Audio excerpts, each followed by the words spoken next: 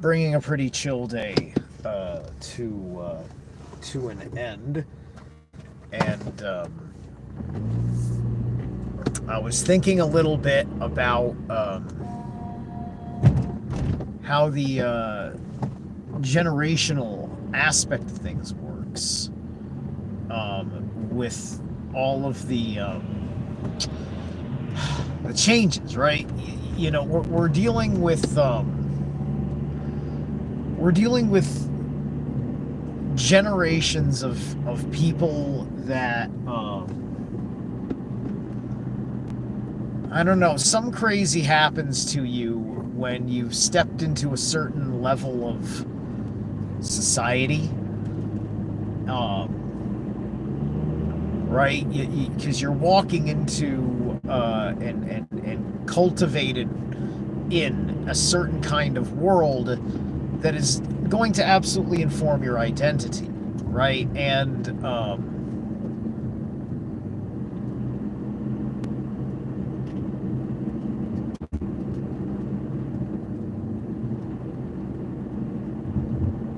that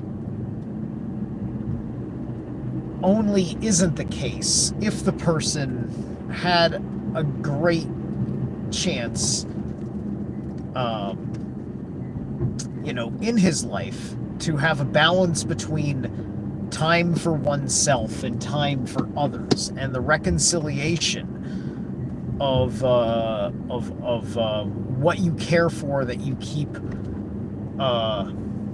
amongst only those you trust, and thus the establishment of friendship and the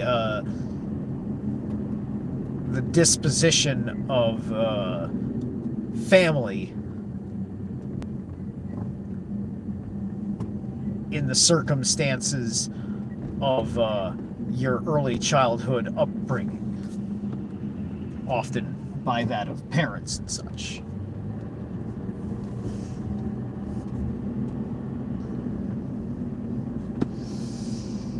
And so we got these boomers, and there's these different kinds of boomers and different kind of Gen Xers that are kind of doing things right now. And you've got the youngest of the boomers are pretty much all in retirement and influencing now from a position of in retirement. They don't have to work for a living, and they've got their 401ks and all that stuff, because they're the ones that didn't get absolutely effed over in the collapse, right? Which, they could have, but they are the ones that could have been effed over in the collapse if it weren't for the way that they fleeced the American public. And that is why there's a certain level of, okay, we know the blood price that you paid to have this retirement lifestyle at that point because of the pandemic. Somebody is power bombing me with a bazillion hearts and things. Hi, who's is somebody just hitting the emojis in the pocket a million times? Why don't you say hi instead of just creeping with all the hearts? I appreciate it.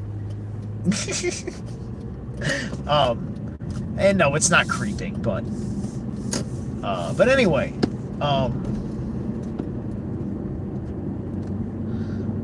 so there's a generational breakdown that we're looking at, and it's interesting, the cognitive dissonance that is separating them, right? Like, amongst, I was explaining this, for instance, with Emily Moyer's recent word salad. I was in the live chat, chit-chatting, and she didn't read any of my comments, but I'm sure somebody in the chat did. And